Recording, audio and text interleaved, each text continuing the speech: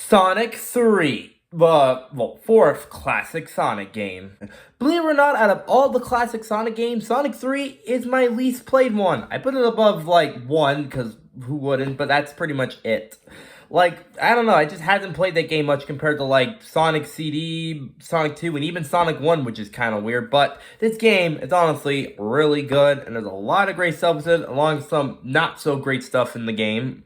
So now, let's get on to the last of the original classic Sonic game and determine why it's the third one, even though technically it's the fourth classic Sonic game. We're on the opening cutscene. Sonic on top of Tails' plane, already having the Chaos Emeralds, because, Sonic 2, and I guess we just still have those, zooming across the ocean all the way to Angel Island Zone, only to interrupt to the one Knuckles, which steals all the Chaos Emeralds, which starts the Robotnik somehow. And now, with a great start in, Angel Island Zone, it's just off to a great start. Just feels like we're back playing Sonic 2, except it's Sonic 3, so a different game.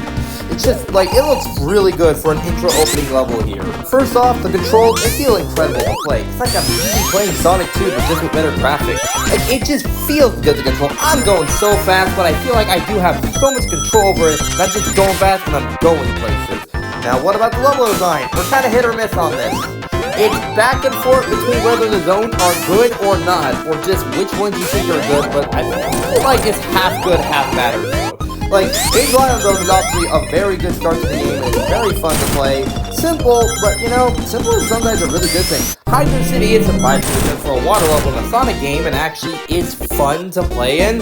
That is just absolutely crazy. Launch Base Zone is very fun. It's a lot of platforming, but it doesn't feel slow. You're still going at a very fast, moderate pace, of course. And of course, Ice Cap Zone with the intro snowboarding level to seal the deal of this being one of the best zones in the entire game.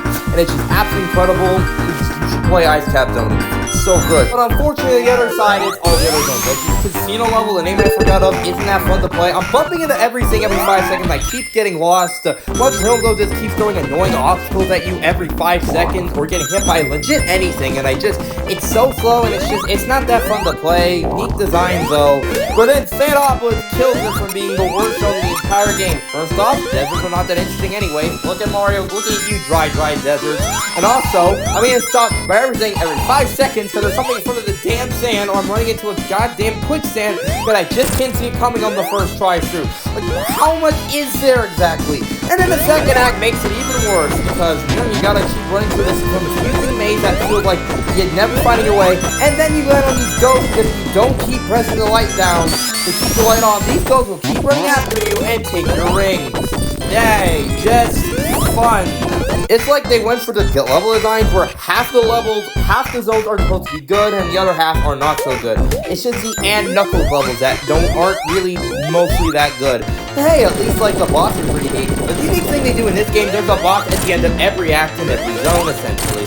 Something Sonic Mania would incorporate into their game, but here, it's pretty good here. And I like that idea if there's something being at the end of every boss and just the level ending. And the special stages are pretty good, like Sonic 1 and CD, because we love copying our own ideas. You go into a giant ring, and you're playing some Blue Spirits, and they feel great to control. I still like CDs better because it's CDs, but this is pretty good too. What about Origins? It's the same thing, it's a port. Just better graphics and controls, and you can use coins to reach all the special stages. Because that's what a port does. Sometimes just the bare minimum. Yeah, I'm looking at you, Donkey Kong Country Returns. Really? Oh yeah, and also the final boss is pretty good. Eggman never gives up on the death by the way. Remember that. You gotta keep hitting his fingers first before you can get into to get his head. It's obviously a pretty good fight, but it's not the first fight technically, obviously. Collect all the emeralds, you can get this nice secret final boss and get this Master Emerald back from Eggman. You gotta go through rock collecting rings all the time that get hit by everything and all his missiles. It's absolutely incredible. What a great fight on it. And of course, after that, we can return the Master Emerald to Island and Angel Island Zone once again, lifts out of the ground, laughing up to the dimension. Then that's Sonic 3. Though it might not be my favorite out of the classic Sonic games or my most played, this is still a really good and solid game. It's just the level design sometimes gets pretty iffy around the middle or ending or so. It's a pretty fun game, especially with the original with that lock-on technology. I'll see you next time more Yu-Gi-Oh! Diamond Pokemon video games. See you next time. See ya.